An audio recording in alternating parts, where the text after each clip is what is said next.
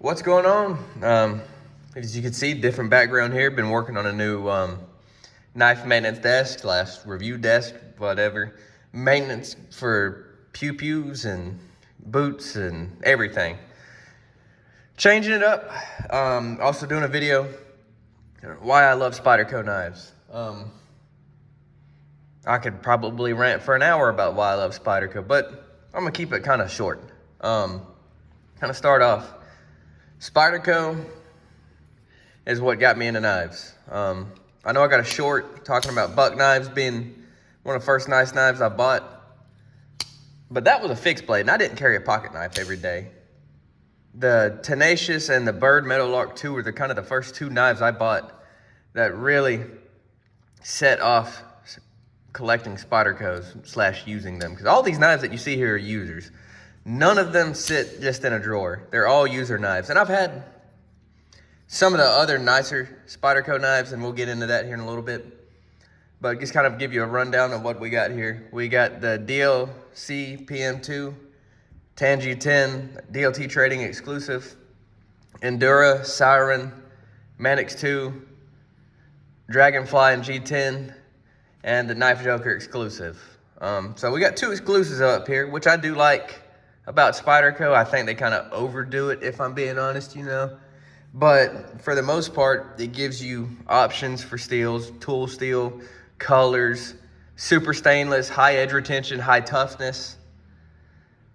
They can be kind of hard to get, but the options for that is nice. And since we're talking about steel, let's bring up this Mamma Jamma right here, which I've also had the fixed blade version of this knife, which came out first, which is this is the Siren. I'm blanking here, but I had the fixed blade version of that knife, and it was sweet. Now, I'm blanking out. Anyways, I love this. This is my kayaking knife. LC200N, it's not gonna rust at all. Been in my pocket soaking wet in a hot, humid, middle Georgia summer day. Did not rust. This would be the knife I take to the beach with me, or among other things. Smooth lockback action. I mean, look at that. That's a smooth lockback. You can activate this one-handed. And speaking of Spyderco lockbacks, the Endura, my probably most carried and abused knife I own in my collection of 40-something knives, maybe 50-something knives, I don't know. It fluctuates. But again, this one's smooth too. The VG10 steel is awesome. Spyderco makes knives all around the world. China, USA, Japan. I don't have any of the Taiwanese Spydercos, unfortunately, at the moment, but I'm planning on changing that soon because I miss having a Domino, and I also miss the Nirvana I had for a very short time. That was a really, really well-made knife. That Nirvana was just something serious. It's just an amazing piece of machining, I guess you would say. Machining art. The knife's an art piece almost, how nice it's made. But Spyderco makes knives all around the world, but they're based in the USA.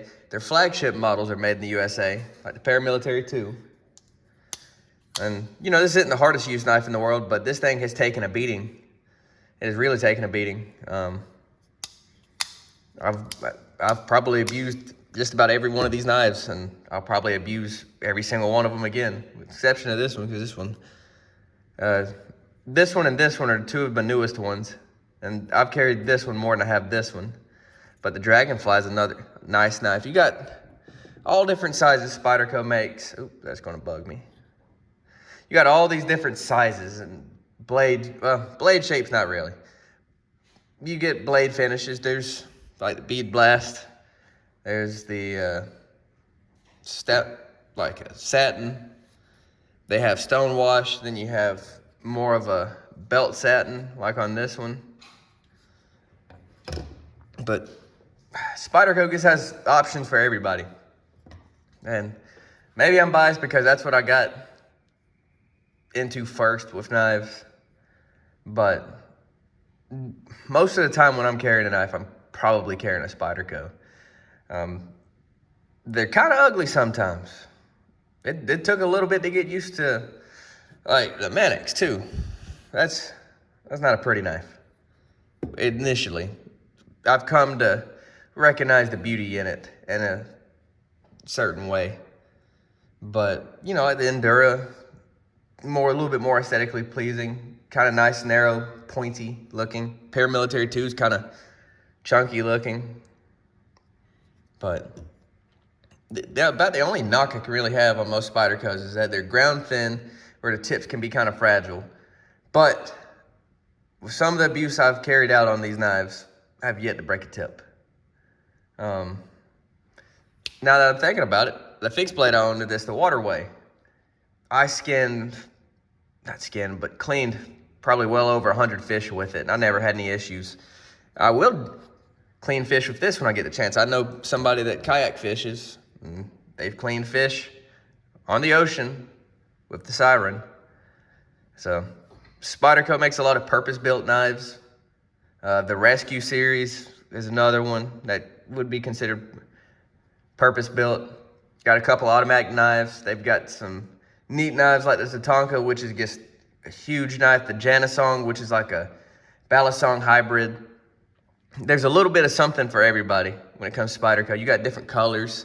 You got bright colors.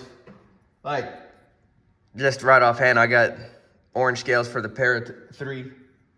I've owned the lightweight Mannix 2 in 2 different colors. You got the tan, you got the green, you got the black with the blue liners. There's just something for everybody. At least I think so. Their budget line has a lot to be desired, at least materials-wise. They're still using 8CR13 MOV, which isn't the best, but they do treat theirs halfway decent.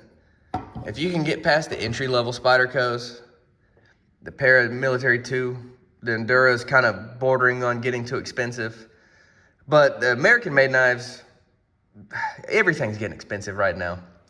But I really think there's a lot of value left in a lot of the Spyderco knives. Like, this was an expensive exclusive. These are like 130 bucks right now. I paid 150. He dropped the price after the original release.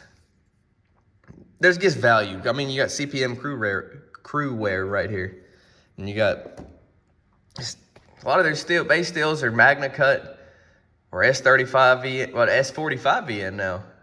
There's just something for everybody, and I will probably always be a Spyderco fan, at least when it comes to folding knives. I know my opinion was kind of all over the place, but if you stuck around, thank you. Subscribe, like, check out my other stuff. See you.